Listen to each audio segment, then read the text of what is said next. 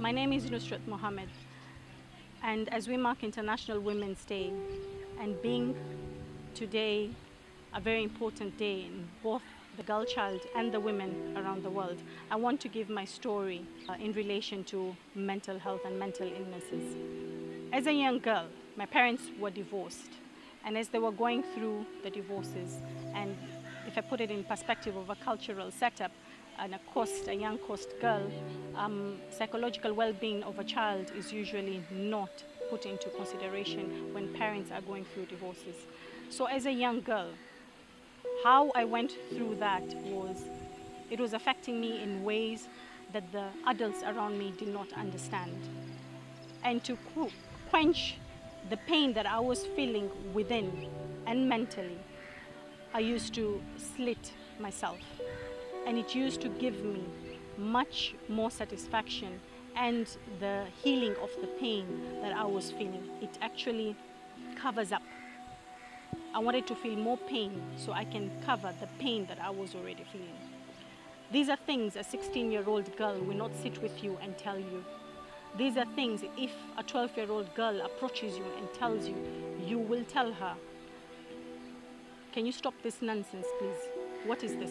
You have food on your table, you have a house over your roof, and you have education. What else are you missing?" So the girl child is not only missing education, but the girl child is also missing the protection of a mental health well-being from the community. Fast forward to a marriage. I'm married, and I'm going through a divorce. Divorced women, we ignore them. We say they do not go through anything other than the fact that they lost a man. But we go through the psychological loss of a life, the psychological loss of a status in a community. From a married woman to now, you're considered to be a nobody. You're even considered to be a bad woman for leaving your marriage. That is our coastal community. We do not want to know what that woman went through the marriage. We do not want to know that she had a right to leave that marriage. So we go through a lot as women. We become depressed for the society not understanding what we go through in our lives. So depression for divorced women is quite very real. And I urge families and I urge communities to take a look into such issues and to create dialogue and to create forums where women can come together and share their experiences and heal from such experiences. I got married again and I had a baby. And everybody expects me to love that baby, to cherish that baby. How many women are there out there that don't have babies, can't give birth to babies? And here I am with a baby. And I don't like my baby. I don't want to be a mother. I just want to be by myself. That is postnatal depression. And women go through it. But who would you approach and say, "I don't like my baby"? That is not a womanly thing. We have labeled women as being nurturers, as being their sole duty to love the babies that they have. So when women come across such issues in their lives, they tend to keep quiet. They will not say, "This is what I'm going through." Because we as a society, we have labeled mental health as being non-existent, especially to women. We expect so much from women, but we give them so very little in return. Instead of receiving help, instead of receiving love, I kept thinking, what do I need to do? But every morning when I wake up and I'm supposed to make tea, I'm thinking, I feel like pouring this tea on this baby. What would happen if I do that? If I'm bathing this baby, I'm thinking, if I push this baby deep inside this basin, what will happen to this baby? These are called intrusive thoughts. I don't want those thoughts, but they are coming because of my chemical imbalances due to giving birth, due to the stresses of being pregnant, due to the stresses of getting married again, and probably having a baby far too late after I had the other one. But you would need a very progressive community to understand that these are normal things that happen in life, and all you need to do is help that woman overcome that. And it is not the actual identity of that woman. Coming from a coastal community, mental health is usually associated with a mad woman or a crazy woman.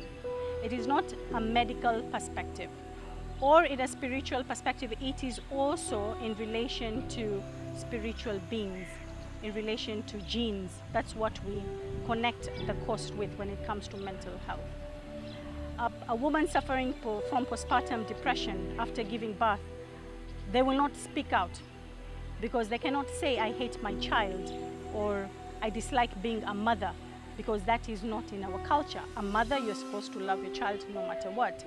And so if you're deemed crazy, you're probably at a point of losing your family.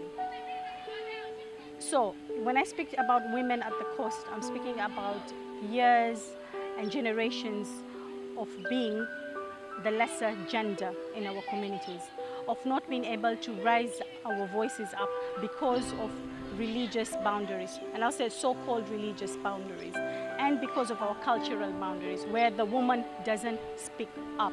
The woman doesn't say what she goes on mentally or physically in her life.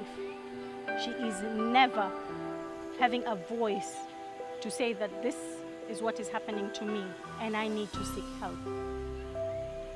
So we are speaking to the coastal people right now, and we are telling you to incorporate and to move on. Being International Women's Day, we want you to remember that there is no difference psychologically between a man and a woman. What a man goes through, a woman goes through twice as much. We say that the men are the pillars of a community, but the women are the backbone of our communities.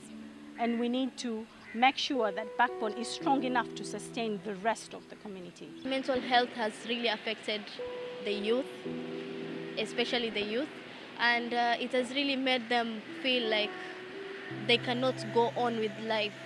That's why we came up with this seminar, because we want them to feel like you are not alone. And there's so many people out there that are facing these problems. And you have to identify, first of all, that you have that problem, and finding ways on how to overcome those problems. So International Women's Day, I will repeat this. It is a day of us voicing what we go through. Without us voicing what we go through, we will never have the reforms needed in our societies to make the changes necessary for women to progress positively. We would really love to thank Muhuri for helping us in this program, as if they could not have chipped in, it could not be possible. Thank you so much, Muhuri. Thank you for always supporting us, and together we can make a difference. I hope this inspires you.